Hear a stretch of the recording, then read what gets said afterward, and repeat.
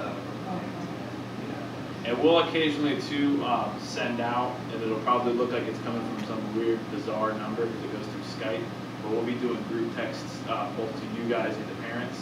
So like if there's something that we need to let parents know of immediately, which we'll just go ahead and I'll cover this really quickly.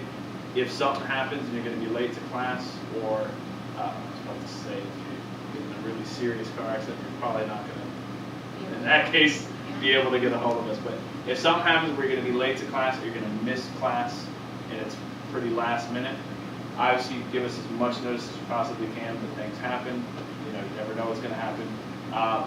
Having two teachers, it's going to be much easier to deal with that, and that the chances of both teachers not being able to get there is slim, but you know, life's crazy, things happen. You want to get a hold of us, get a hold of the school, and so that we can let the parents know immediately. We'll be doing that through group text messages to them, in addition to phone calls and everything else. So yeah, can I on that? First call would be to us. Like I mentioned earlier, we're going to try having piano class, guitar class, violin class on the same day. So in the event the guitar teacher is a couple minutes late, we would then contact the violin teacher and say, hey, put the kids together, have a little concert, teacher's running 5 minutes late. That way we don't have kids left unattended.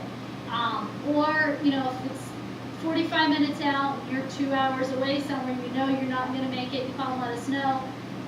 You know, the supervisor could go if needed. So we're going to try and handle that as best we can. But there have been situations where we've had to call parents and say there's not a teacher there. And so definitely as much notice on that is best. Call us first, and I think we would call the school and handle it from that end.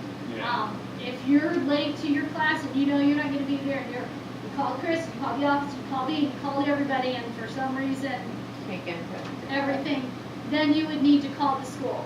The worst possible thing that could happen is you've got a group of 20 kids there and nobody watching them. And the school assumes they're taken care of, and you know, it's better to have the office know, because the office, they're not going to like it, and we're going to prevent everything from this happening. But in that case, they're going to have the kids sit in the office, or they're going to have someone come in while the parents are coming to pick them up. The kids have to be supervised. How long would you give before you call the school to get a response back from you guys? What time frame would you give to get a response back from you guys? If I don't get you on the phone and I send out a text message, how long from that point would I give to get a response back from you? Well, school's getting out, then we would definitely need to call the school. Problem is, a lot of schools, when it's time for kids It's to hard get to out, get they're through not the picking up school, their too. phones. They kind of shut down at that point, 'cause it's crazy at the school. Which is why if you know ahead of time, normally if it's 20 till 3. Really why you want 2 people in the classroom. If it's 20 till 3, and you obviously you're supposed to be there in a few minutes, you know you're not going to be there. Let us know then, instead of waiting until 3 o'clock and then saying, "Gosh, I didn't make it," you know. So then a good reference point would be from we're supposed to be there 15, 20 minutes before school lets out. So 10 minutes before that time frame, we know we're going to be late. That's when we would call you. Well, you should call call us as soon as you know. So as soon as you know. Because If at 10 minutes till 3, if school gets out at 3, and you haven't gotten a hold of anybody from the office, then definitely try and get a hold of the school. But hopefully if you have an assistant in the class, the assistant can handle things until you get there.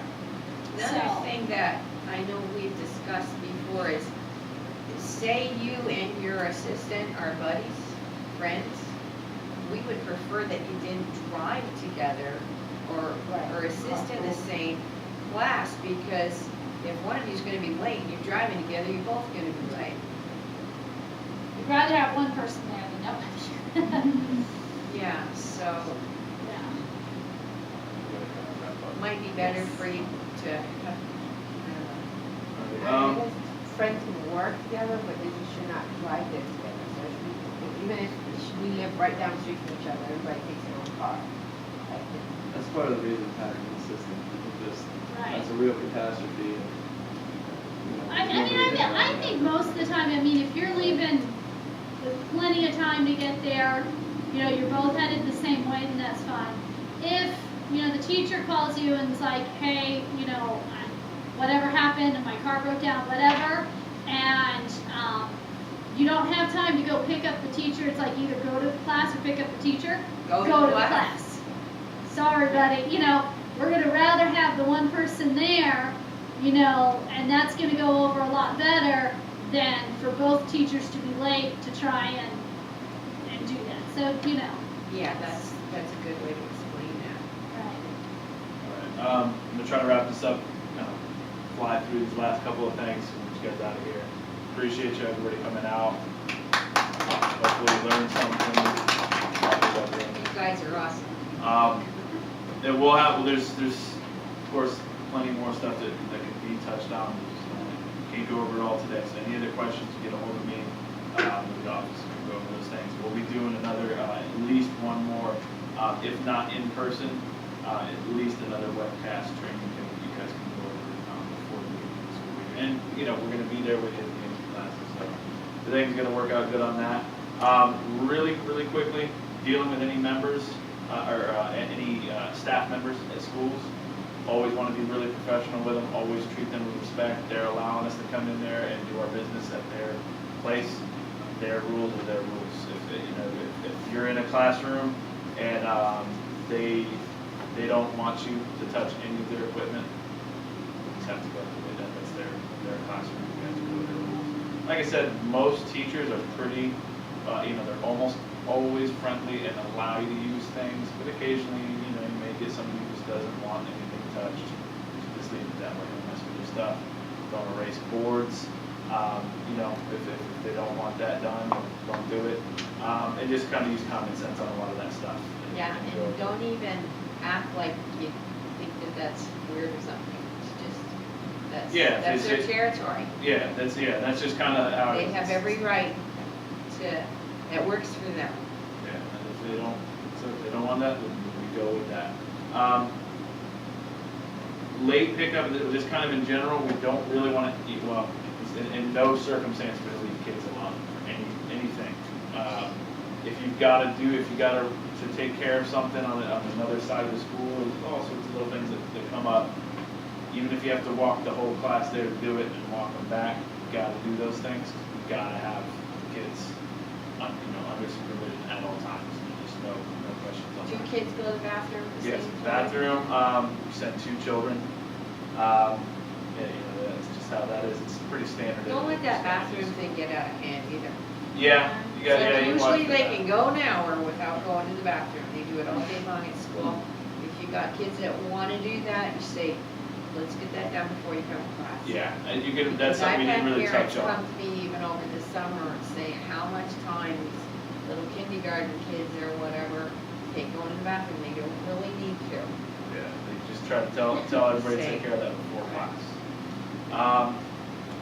Your teacher kits will have policies, the company policies and different things. So if a parent does come up or a staff member asks you things, you don't have to have the whole thing, right off the top of your head, but you'll have something you can refer to if it's like, some situation that you really want to know something about. But if it's something you don't know, just tell them, I apologize, I don't handle that. You just speak to the office on that. Any accounting stuff, because you're going to get parents that are going to ask you accounting questions, just politely say, I don't do the accounting, don't accept payments. You take that direction to the office. You'll have those cards to hand them. And you'll have, if they come at you with a chunk of cash or a check or whatever it is, then, which I think is going to be a lot less this year with them having online systems. If they do come to you with that, you can have self-addressed stamped envelopes. That's their responsibility. Self-addressed. Yeah, self-addressed. So you hand that to them, and that's their responsibility, not the teachers. So we already went over abusive parents. Disgruntled, verbally abusive parents, not literally abusive parents. We've gone over pretty much all of this stuff. Did you do the late pickup?